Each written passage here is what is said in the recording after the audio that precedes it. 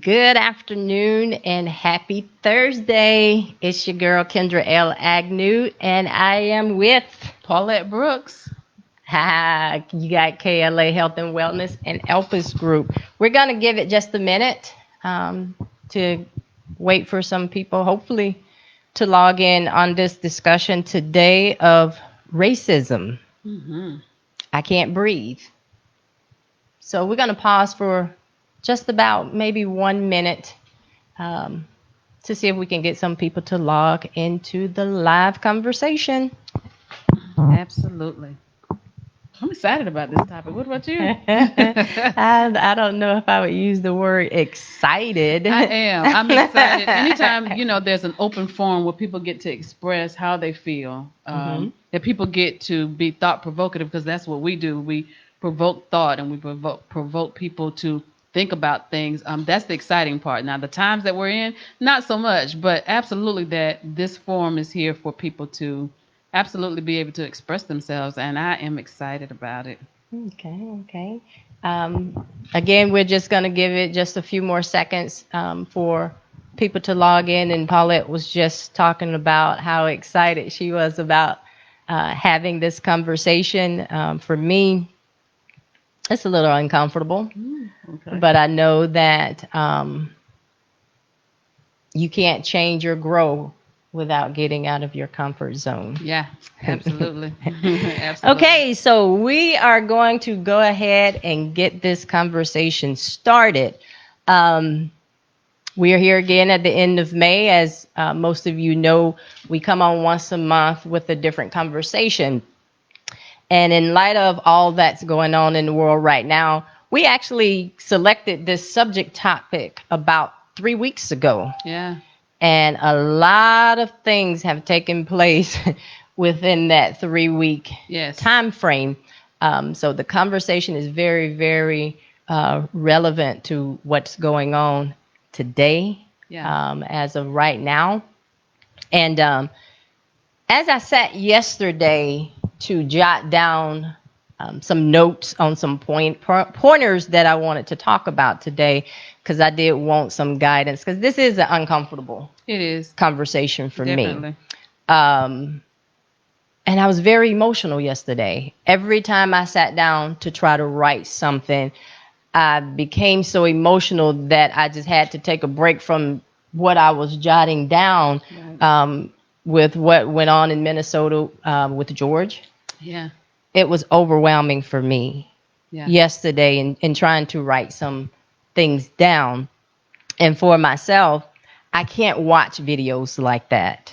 Right. Um, I'm so empathetic with the people in the videos, Yeah. and I dream about them, and I just feel helpless in not being able to help, and Right. I get angry. Absolutely. Yeah. And that's, I feel so many emotions too. I don't allow myself to watch the videos. Right. Um, because when I say I get angry, I get really angry. Yeah. So I don't do it. And so what I've done, of course, there are so many things on Facebook, and there are some key things that I wrote down yesterday that I wanted to use as pointers. First of all, I wanted to mention those things that are already out there, that's already part of a conversation. Hey, Rodney, that's already part of the conversation. I don't want to talk about those same old things. Those things as, my dad is a cop or my Right. brother is a cop. We're not talking about your dad or your brother if your dad and your brother is not a bad cop. Right. We're not saying all cops are bad, and this conversation is not just about cops. Right. It's also about um, unarmed people being murdered, Right. um, Right. justice for all, um, stand your ground. Yeah. And the law that they used in Georgia for Ahmaud was citizen arrest. Citizens Citizen arrest. arrest. So that's what I was trying Yeah. to talk about. What does those things mean? What does it really mean? Right. And well, all cops aren't bad. That's another thing that we hear a lot of. We did not Right. say all cops were bad. Right. They're just trying to do their jobs. Their jobs is to protect and serve. Right. Is it a stressful job? I'm quite sure it is, but that's the line of duty that they chose Yeah. to take, and they took an oath to serve and protect. And again, I don't want to make this conversation all about just um, Police officer. police Absolutely. officers, Right. but I'm just touching on some things that I really don't want the conversation to be about. Right. Um, well, what about black on black crime? That's what we get a lot. Yeah. Well, the black on black crimes, you best believe that that person is being held accountable for killing that other black person. Right. So, what is missing is the accountability of killing unarmed people. Right. That accountability.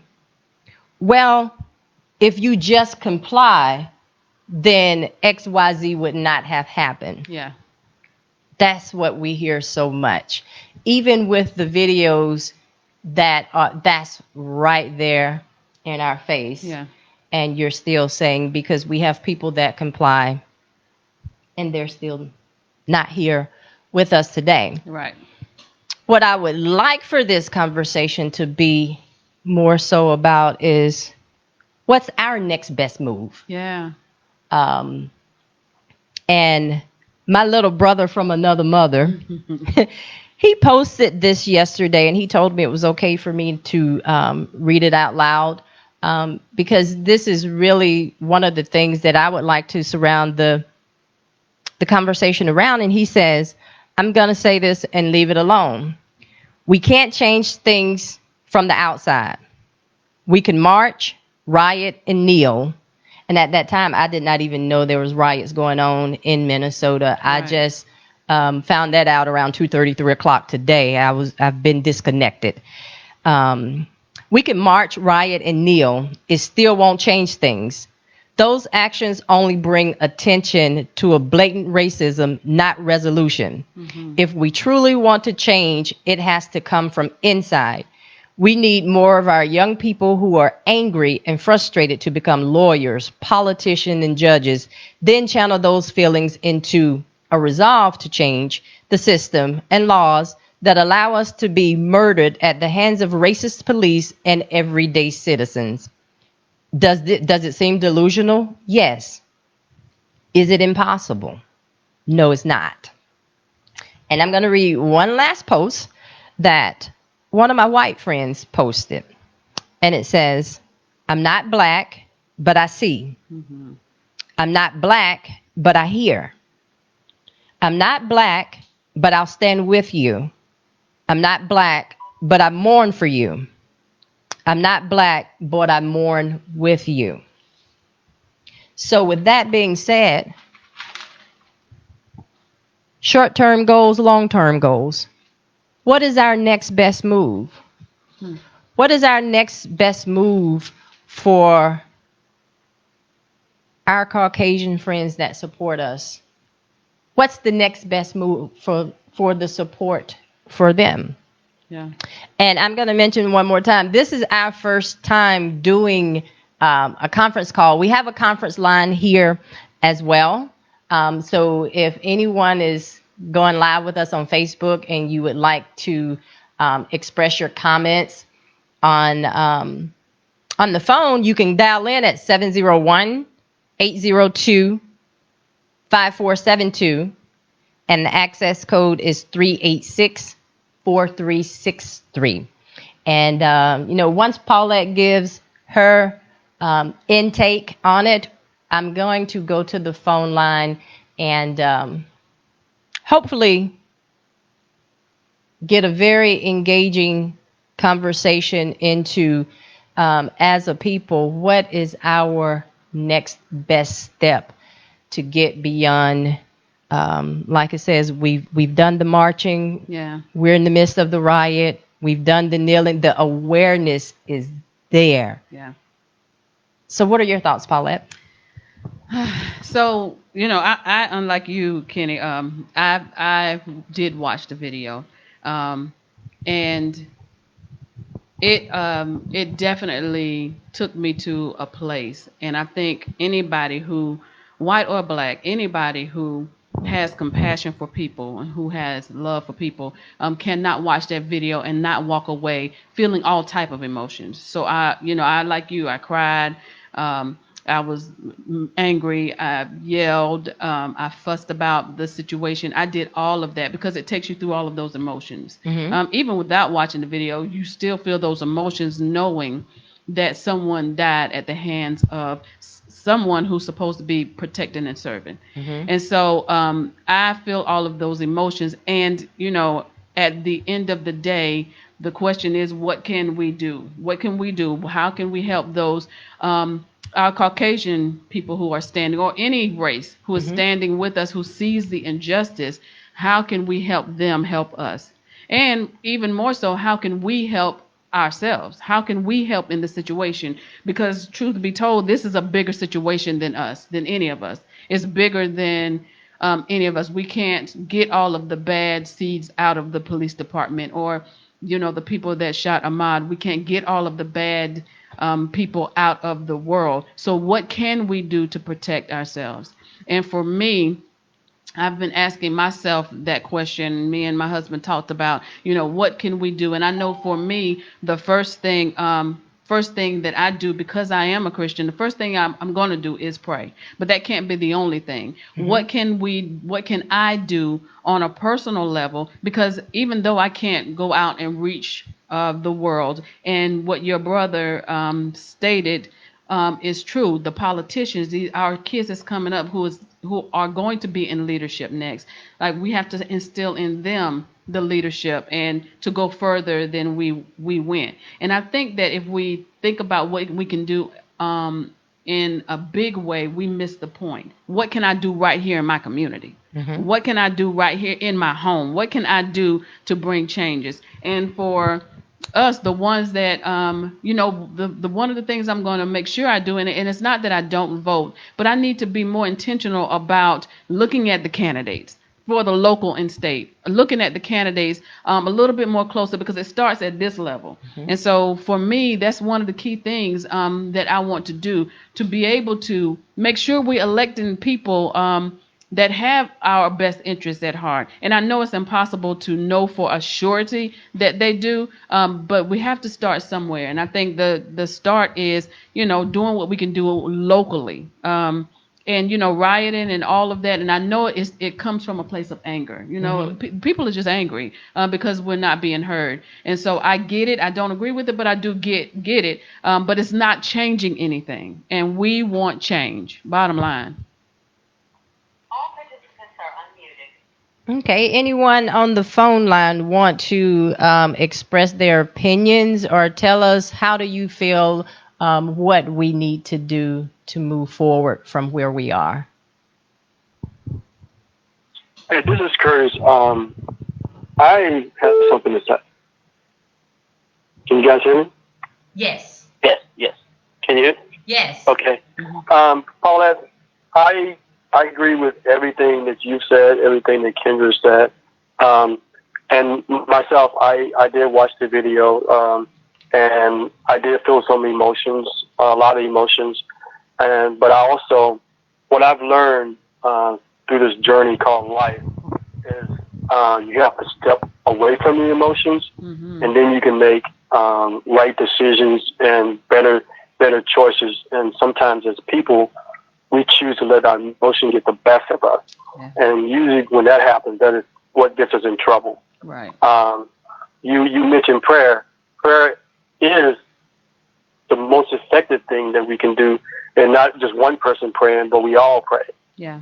We all pray together as a nation. And then God hears. It says in the Bible, 2 or 3 or more is together, He's in the midst. Yes. So by us doing that, these people that may think they're getting away with things, they're not, because every one of us is going to have to answer for everything that we've done on this earth. And so it may seem like right now you're getting away with something, they're not. But I go back to what Dr. Martin Luther King stood for. Me and Kendra had this conversation earlier today. Yes, they marched, They didn't riot. They wasn't nonviolent. The violence was against them. And there are the Martin Luther Kings of the world out there today. And in order to make change, we have to know what the changes are going to be, and we also have to be realistic about the changes because everything is not going to change. Right. There's never going to be a perfect world until Jesus come back. Right. So this is a world that we have to live in, and we all can live together and as brothers and sisters. Doesn't matter what color. My experience in the military has been tremendous to me in my life. I've learned how to get along with everybody. We all have different behaviors. We all have things that we like and that we don't like. And the bottom line is we have to all learn how to get along. Right. We can not like something or not agree with something, but still try to look at it from the other person's perspective. Yeah. And I think with the senseless death that is going on in America right now, people are coming together. Because I have friends on my Facebook page that I work with, and they're not of color. They my people, and that's how I look at them. And they're angry. They're frustrated, and they're saying the same things that we're saying in the black community. So it's not just a black and white issue. I have friends that are police officers, and I know that every police officer is not a bad officer. Right. It's just one, maybe one or two in a department, and that bad seed, everybody thinks that they're all like that. They're not. We have good soldiers and we have bad soldiers. It's the same thing. It's just we have to come together. We have to educate. We have to vote. But like you said, there's not a 100% resolution on any of this. Mm-hmm. But if we take those necessary steps to put the right people in place, and then we pray, God will do the rest. Yeah. We have to do our part, but God is going to do the rest. He doesn't. He gives you something, but he gives you a word or a pathetic word, but you have to put action to that word. Yeah. It doesn't grow until you put action. Jesse Watkins. It's just like watering your grass. It doesn't. You can put all the grass seeds and fertilizer out there that you want, but if you don't put water on it, it's never going to grow. Right. And that's what these issues are. We have to put our hands to the plier and watch it grow and watch changes happen. And it's gonna come. Change is gonna come. But we just have to we have to do it the right way. Right. And rioting is not the right way. Right. Okay, but when you have people as angry as people are right now, they don't want to hear that. So what do we do to help them understand? They don't want to hear it. So how do we get them to hear? Because to me it still seems like we're saying and doing the same thing, and I know at some point that will work, but what do we do in the short term to get them to hear? Yeah. Remember that you have to take your emotions out of it. Once you take your emotion out of it, then you disagree. I don't think you need to take your emotions out of it. I disagree. Okay. Why do you say that, Calvin? Someone else is talking. Go ahead. Mm-hmm. I respect what the gentleman is saying, but I disagree. One thing I agree with it is that we need to pray, but I disagree. We need to pray. We've always done that, but I think it's time for a different approach. And we don't need to be passive. We do need to be angry. We need to stay angry, and we can use that anger and channel it by holding our local and state officials accountable. They're European and brown like us. If they really oppose it, let's speak out. Let's hear them speak out. Not just us, not just our friends telling us we don't like it, but in public they don't profess that. So we need to hold our non-black friends accountable. The other thing is we need to equip and arm ourselves. It's time not to be passive. Equip our children. Teach each other about the laws. We don't necessarily have to be in law school to understand the laws, and arm ourselves. We all have a right to arm a weapon. A lot of us been trained by the U.S. government. And if there's some good police out there, why don't we hear across this great nation police officers that saying, "Hey, I can't do this anymore," and quitting and saying, "Hey, I can't be a part of this anymore. So the good police are sitting by and guilty by association because none of them are speaking up and speaking out about this. Yeah, and I do agree with I agree with both of you gentlemen with what you said. And I think the difference between the two of what you're saying is, yes, we are angry, but what do you do with that anger? I think you need to channel it in a way to where it doesn't come off as because until you get angry enough to want change, you don't look for change, and sometimes we can get passive and sit by. But when you get angry, I think that when you say take the emotions out of it, that doesn't mean that we can't be angry. That doesn't mean that we can't be outraged and frustrated and all of that. What it does mean is that I get to now manage that emotion. And that is the thing that's going on with the rioting. They're angry, but they don't know how to manage that emotion and channel it in a way to where it brings change. So I agree with both of you. And to Kendra's comment, how do you get someone who is angry, who's seen this over and over? And me personally, I haven't had blatant racism to the degree that they're getting it. But how do you turn people to get them to hear that, yes, you're angry, but your anger needs to be conducive. It needs to be able to be a catalyst to change, not to destroy, because we're not getting anywhere with it. So I agree with both points. I think that we do need to be angry and not sit back and hold people accountable and get things moving. So angry in that way, not so much to where it's going to be destructive. I believe also that Exactly right. and I also believe that you have to be willing to want to manage your emotions. Yeah. That's what I call it, managing Absolutely. it. That's why I say I don't watch those videos. Yeah. Because I know me and I know my emotions, and that's one way that I manage my emotions. And what Calvin said, Calvin, you were saying, get angry, feel your emotions and all of those things. And I jotted it down so I wouldn't forget it. It reminds me of the quote from Dr. Martin Luther King: darkness cannot drive out darkness, only light can do that. Yes. And hate cannot drive out hate, only love can do that. So I think we have to try to be that light, Right. and we have to lead with love. But how do we do that in the midst of what we are in? And one way I have to do it is not watching those videos. Right. That's how I have to do it, because I try my best to lead with love, but when I allow that kind of stuff to come on the inside, don't hold it against me, but it just make me want to wish death on somebody. I don't want to kill anybody, but I would wish death on people. So I know I can't watch those videos because I have to be able to manage my emotions. But how do we get that across to our community?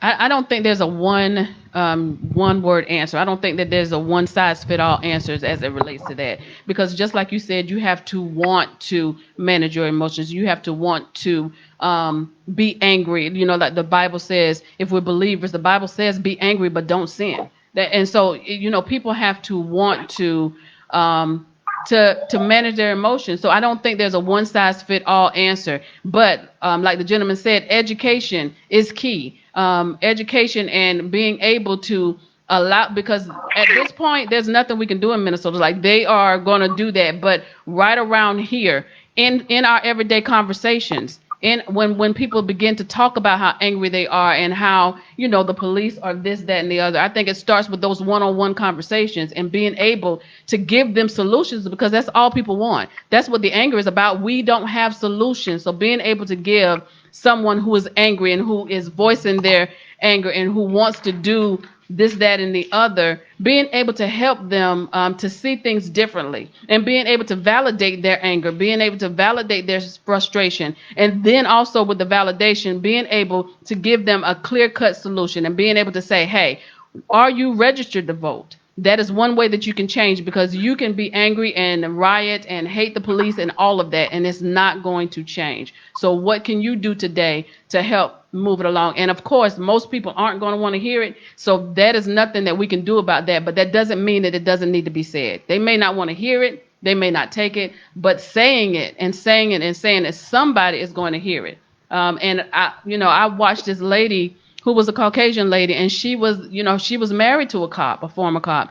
And the thing that she said that made me think of, well, I love what she said, but she said, I'm white and I don't get it. She said, I don't get it. I can't relate to an African American man in this country, or an African American woman in this country. I can't relate. She said, but seeing that video, it was blatant murder. And so a lot of our Caucasian people that don't have that struggle, they can't relate. They can't identify with it. But it has angered them. It has angered a whole bunch of other races because now they're starting to see this thing for what it really is.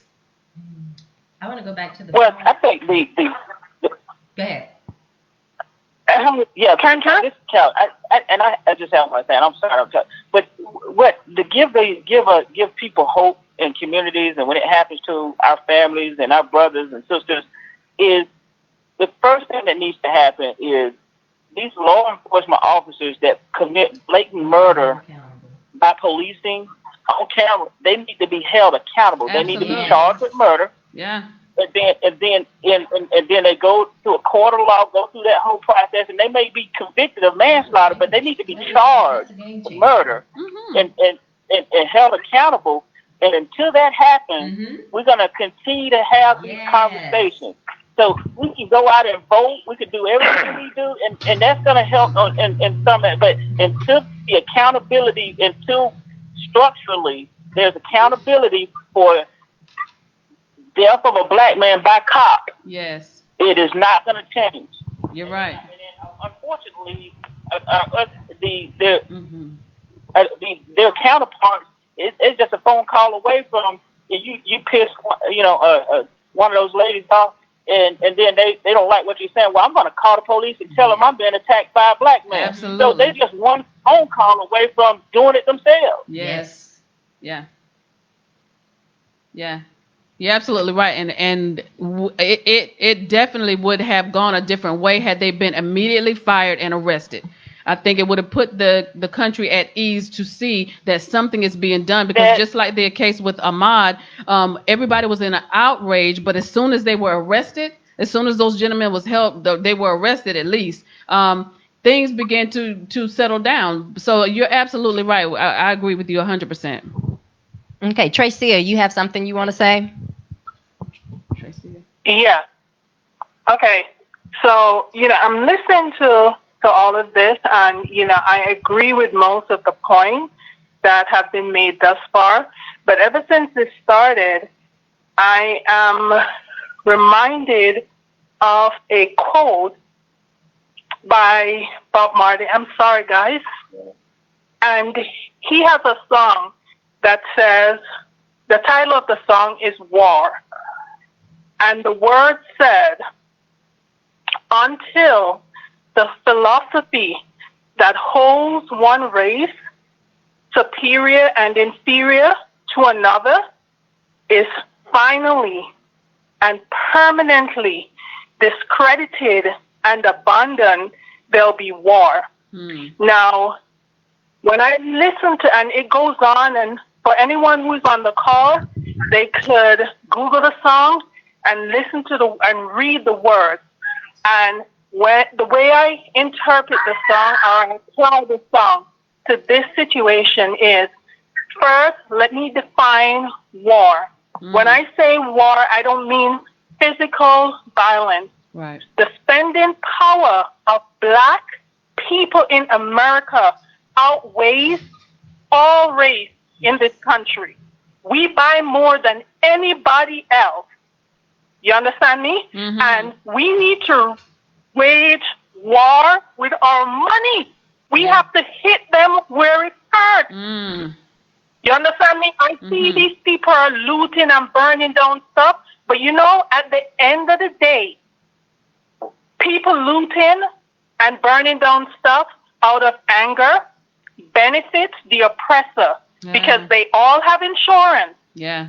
They file insurance claim, they move their company or their businesses, or they build and build bigger and better and hope that the same thing happens again so they could file insurance claims and it support their narrative that we're hooligans, right? Yeah. If we Yeah. take a moment and stop spending our money, then we will see change. When Rosa Parks got sick and tired of sitting in the back of the damn bus, we almost bankrupt the bus system.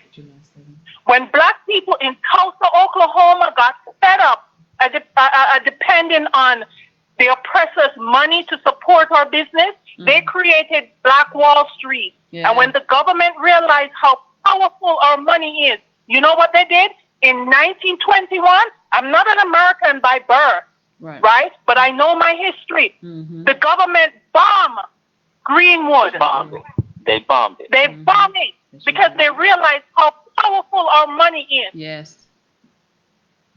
Yes. You understand me? And I am so sick and tired of all of this.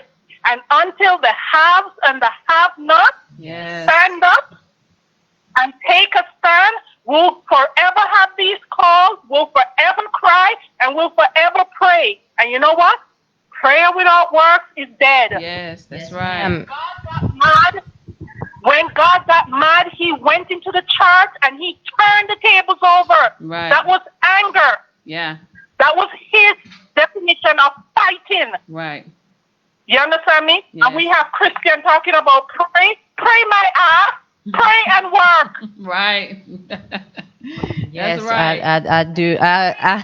Yes. I agree with everything you just said. Absolutely. And how do we take your words and move forward with it? Who organized these things? That's my point. But wait, one other thing too, and the flip side to that is, right? I see, as a people, we need to take pride. We need to take pride in what we do. We need to be good representation of what we want. Right. I hear people talking, and there's a lot of black businesses out there that people don't want to support. Right. Because we have attitude, and you know, we don't know we don't give good customer service. Right. You understand me? So, you know, people go and give their money somewhere, but I mean, it has to start. You know, I'm from a culture that they say one cocoa, full of basket. So we have to take one step. Yeah. And I honestly don't know how we mobilize actions, but this has got to stop. Well, yeah. I think that was awesome, Yes. Tracy. Everything you just said was awesome. Yes. And I think as individuals, we can individually start in our community centers, implementing this information into our community centers that filters into the communities. And just like you said, it's one step at a time. But all of us that's on this call and on the Facebook Live, we have to make that first step. We have to get involved in our local community centers. And everything you just said, Tracy, those are the things we need to start filtering through our community centers and going from the community outward. You know what? I'm like, you know, my mind is just running. Because another thing, you know, as a people, you understand, we're spiritual beings, and as a people, we look to our Creator for comfort. And I think too often we depend on people to interpretate the Bible to us. We don't read it, and we don't learn to understand it. And you know, at the end of the day, the majority, I don't care how bad an African American, a black person is, and they have the fear of God. You understand me? And when you mention God to them, even if they persist even if they continue whatever it is that they're doing, there's a split second when they pause and they think. Now the problem is, from a spiritual standpoint, we're living the word based on somebody's interpretation. We don't understand it for ourselves. One of a scripture that I always refer to is, "For the lack of knowledge, my people perish." You understand me? Yes. We use the Bible. We use the Bible as a weapon to keep people down. But in the flip side, we don't use the Bible to uplift people. And I'll say this: in my opinion, one of the main reasons why, when you look at the Muslim Brotherhood, they're not easily swayed by popular belief, is because from an infant, you understand me, that Muslim father teaches his son, his children, how important they are, that they were relevant since the beginning of time. You understand me? So that child grow with a sense of worth. I mean, despite what society thinks, they see themselves as valuable. You understand me? I hate to say, but as a whole, from my experience in the Christian community, we don't enforce that in our kids. You understand me? We use the Bible and Bible verse to hold our kids down. You know, honor your mother and thy father, so that they may belong. And we use it, and we don't use the Bible to uplift. You know, we are all spiritual beings, and when we understand our relevance since creation, then we start taking, having pride. Yeah. I think a lot of what's missing is self-pride. Yeah. We listen to the popular narrative and degrade ourselves. Degrade ourselves mentally. And it has to start. Kendra, Uh-huh. she hit the nail right on the head. We got to be bigger influences in our own communities before we can be bigger influences anywhere else.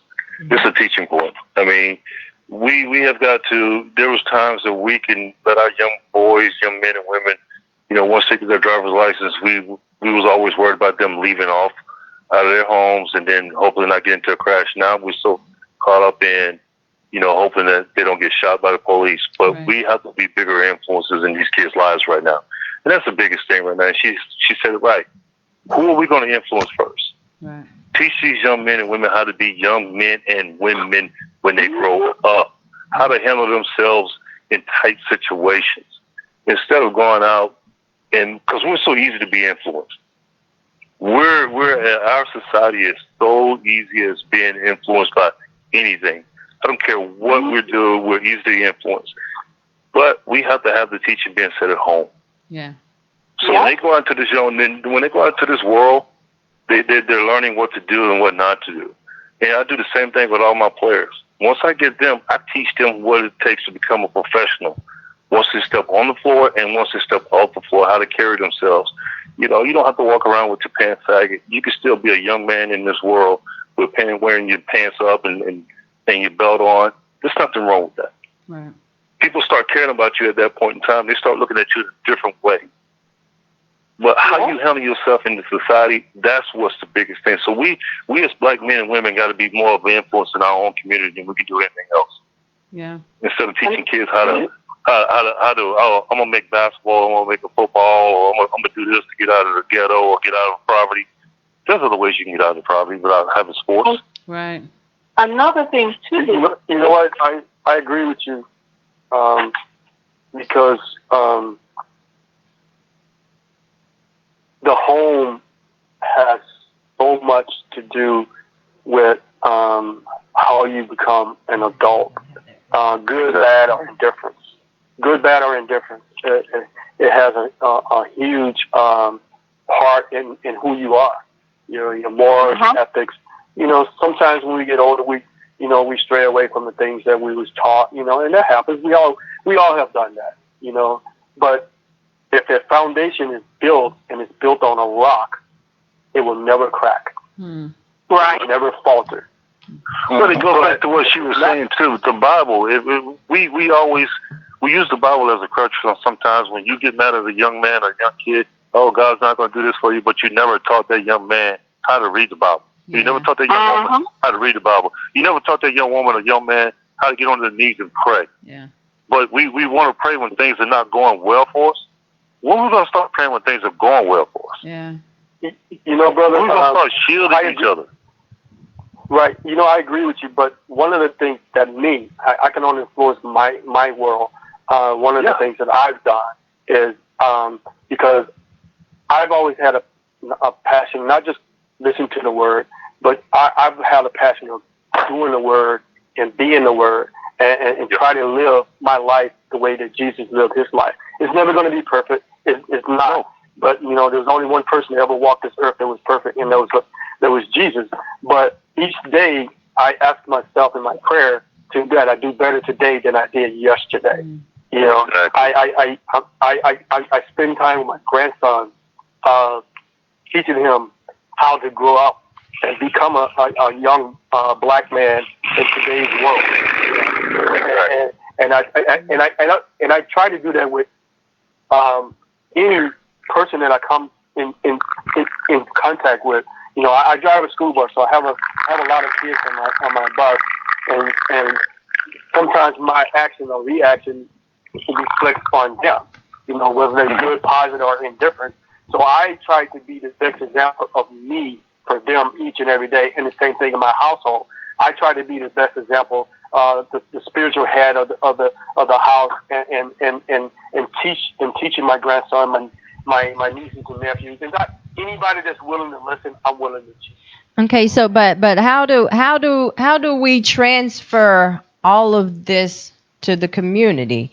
Because we can have conversations for hours about instilling values and all of these things, but how do we get it to the community? I mean, it would take all of us that's having this conversation plus many, many, many more going into the communities to put these things into our children and our adults, because we can't just keep saying children, because we have adults that don't know better. You only know what you know. So my thing is, how do we get it into the community? By being we can do mentoring programs. We can do community service programs. But also, Ken, you got to think about this. I'm not talking about who wants to be helped? Yeah, you're right. I can give it to you, but if you're not receiving it, it doesn't matter. Exactly. The thing about it is, right? Just thinking about, it's who want to be helped, right? And I'm Jamaican. If no one recognized the accent, so I'll just put it out there. I grew up. Well, I recognize it. I have a lot of Jamaican friends. I was raised by my grandmother, right? And one of the things so most of my conversation is riddled in parables, right? Because my grandmother was a very religious woman, and she thought, in her mind, the best way to teach us stuff is by, spilling out a parable, right? And the someone said, we're going to help who wants to be helped. And the parable that I have with that is, when a farmer decides that he's going to farm, right, he gets the land and he plants the seed. Not every single seed that he plants will grow. But every seed that grows brings forth a plant. that plant then brings forward another plant. So even though we had some seed that did not germinate, the fact that some germinate is a success. And I say this to say, like for me, every spring I volunteer for track and field, right? And I come in contact with kids from the age of 6, and I come across Olympians up to 88, like Masters Olympian. And I make it my point of duty every single track meet that I go. I find 1 or 2 kids, and for that entire season, I try and impart something positive in that child. Even the older folks, they'll gravitate to me and say, "You're a young girl. Where you get all that wisdom from?" Mm-hmm. My goal is to impart something in somebody, whether or not it's stick. That's not my problem. Absolutely. It's just finding that person. Yeah. And planting that nugget. And I think what is missing today, or you'll forever hear people talking about, well, the black family, it's dysfunctional and they don't have no male role models. This is not something new. You understand me? Exactly. Dysfunctionality in black family is not anything new. You know what is missing? Back in the days, they said it takes a village to raise a child. We don't have no village anymore. Our stories, we don't have anybody telling our stories. The stories that our kids are hearing is the stories that are being perpetrated by our oppressors. When I was 17 years old in the island, I got into a fight, no fault of mine, and my grade teacher called me and the girl that was fighting into her office and asked us the story. And I said, "Miss Martin, I didn't start the fight." And I told her how the fight began. And she said, "You're right. You didn't start it, but you partake of it." And at 17 years old, imagine this picture. The teacher had me put my waist over the back of the chair, the palms of my hand in the seat of the chair, and she caned my behind. You understand me? And I dare not went home and tell my grandmother that I got discipline at school, because I'd have got another one at home, and then she would have taken me to school and give me another one. I say all of this to say, at the end of the day, our responsibility is to take ownership and impart something into somebody. You understand me? Yeah. If it grows, it grows. If it doesn't, then shame on them. We gave them the tools, and we're not going to reach everyone. Right. We will not reach everyone. Right. Well, you understand me? But we impart something. You understand me? Right. We know we're trying. Yeah. Well, brothers and sisters, I agree with everything you're saying and teaching the young people, but we got to be careful as we impart that knowledge and that wisdom to the young people. And we know we got to equip them, our our brown boys and girls. We got to equip them, because of the color of our skin, how to react when the police officer comes to the car. But unfortunately, that it's a dual-edged sword. It's not our.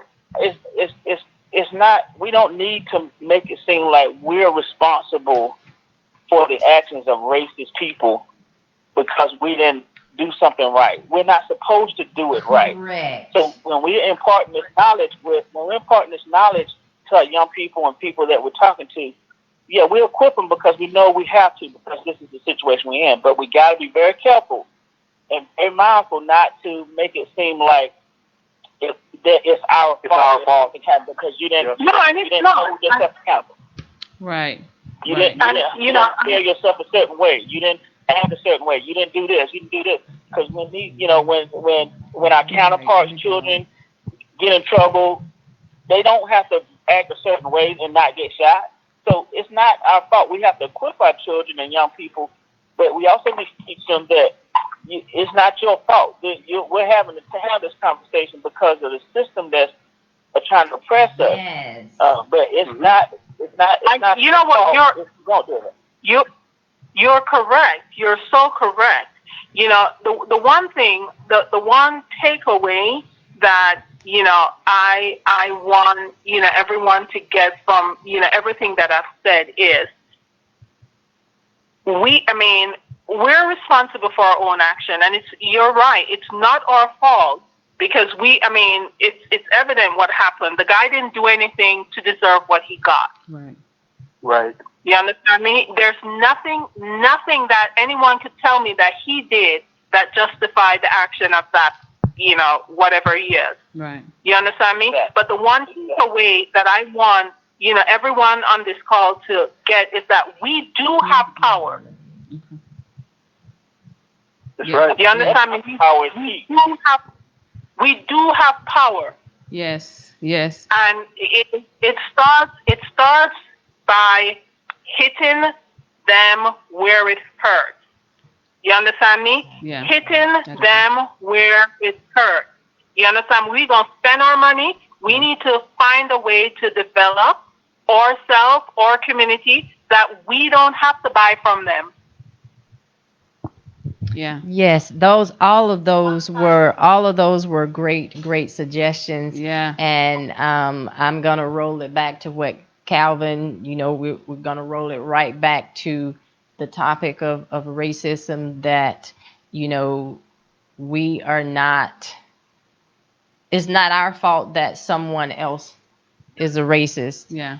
or for their behavior towards us. Absolutely. Yeah. And some of the takeaways for me in this conversation is that, again, and I just said it, we need to get out into our communities. And I know we're in the midst of pandemic, so it's difficult to really physically get out into the community right now to make that type of difference in the community.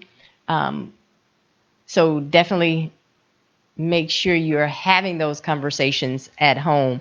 And for those that are not in those environments that those conversations are taking place, please take it upon yourself to reach out. And like I said, it's not just children, it's adults too. We have adults that don't know any better. We probably have more adults that don't know any better as we do children. So let's not take for granted that all adults know right from wrong, because they don't.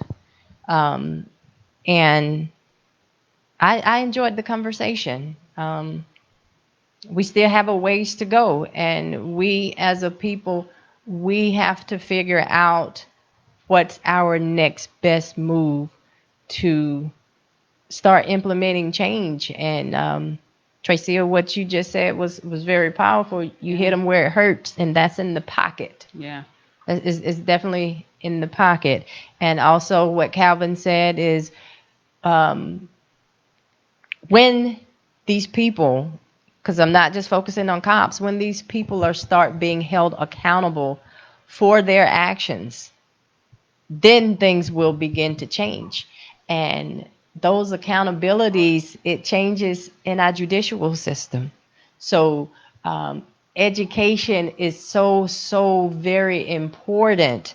You know, we need to get people that represent all people in these positions, in our district attorneys, our mayors, the head of the police force, our judges. We need people in these seats that represent all people, and most of all, that they represent the law. Yeah. They uphold the law. You know, it's not who you are and who you know. It should be about what the law says and did you follow the law, not twisting the law to make it fit to acquit, but to follow the law. So for me, those are my takeaways for this conversation, that's the direction we need to go. There's no easy fixes. There's no quick fixes, but we do need to start working towards fixing it. Paulette? Absolutely, I agree. I mean, there were so many great takeaways from the conversation, and everyone had great feedback as to what we could do. My takeaway to what Trecia was saying about, the farmer. The Bible tells us that one person plants and the other one waters, and God gives the increase. So, absolutely, one of us may plant a seed in one of these kids, because I'm a manager at a community center. So, I have kids during the school year, and I have kids in the summertime. And so, planting those seeds, because our seeds, as we plant, then somebody else comes along later and water that seed, and there will be increase, because there will be increase. And so I absolutely think that is relevant. I also think that it's relevant to be able to speak to these older people, these young men. And the problem, not the problem, but they're in our community center. We've petitioned our people to come in and tutor, and to come in and be mentors, and to come in and spend time with these kids. And you know what? Unfortunately, they don't. And so that is a thing. It does take a village, but we have, thankfully, and I'm grateful for our Caucasian friends who come in and they tutor, and they're faithful, and they come every week. But I want our kids to be able to see that we're just as invested in them. And so, getting out there and being a mentor, because everybody doesn't have maybe a father figure, or they've grown up in an environment to where they don't know how to teach anything different. So they're not teaching their kids. And so, being there for the kids, and being there to be a mentor to whoever is in your immediate circle, not just in our homes, but you have friends and children and people that you can impart to. And I love what Tracia said about finding two of them that you can just mentor during that season, just to plant those seeds. So I think getting in the community is absolutely relevant. Even if we give them, the seeds and the seeds of hope, they may not walk away and change immediately, but that seed was planted. And so I agree with all of that, being able to get started today and hitting them where they hurt. I saw on Facebook, and I don't know how true it is, but July 7th, they're planning a blackout. I don't know if you've seen it on June your or Facebook. July? July 7th. They were planning a blackout. They're asking everybody to not buy black, because we are a powerful people. I was thinking about, while Tracia was talking about that, when Black Panther came out, how the blacks came out and made that movie such a huge success. I mean, it was just unreal how we came out with one accord, because it spoke to us and because we wanted to support it. If we get behind this blackout and start supporting our businesses the same way, we can see dramatic change. So I'm definitely, if you see it on your Facebook page, I don't know how true it is and if people are really going to participate in it, but it was on my page July 7th. So yeah, I just really enjoyed all of your conversation. Okay, and I'm going to leave you all with this last thought. We're talking about racism. Who teaches the racist how not to be a racist? We need to figure out how to have conversations with the racist people, because the racist adults are teaching their children how to Absolutely. be a racist. Yes. So, and I do appreciate all of you participating. And as I Yes. said in the beginning, that was our first time doing the phone line. And I really, really like the phone line Yeah. with the live conversations. And I thank everybody for participating. We threw a lot of great nuggets out there, and that's what they are, nuggets. So what are we going to take with these nuggets as individuals and move forward with implementing something into our communities? If it's just engaging in other conversations, just as we've engaged here, keep the conversation going. Communication Yes. is so important in everything that we do. Just make sure that it is positive communication and Absolutely. moving forward, and lead with love. Don't lead with hate. Yeah. And so please, if you're watching this as a recording, add your comments, add Yeah. your questions, like, love, share, and we will be back with you in June. Yep. with a different conversation, but we have no idea what that conversation will be about at this point in time. And we appreciate you. Yeah. So definitely continue to put the comments in the comment section. Yeah. And thank you for all of you that called in on the phone line. And we are going to call it an evening. Yeah, absolutely. All right, you all have a good night.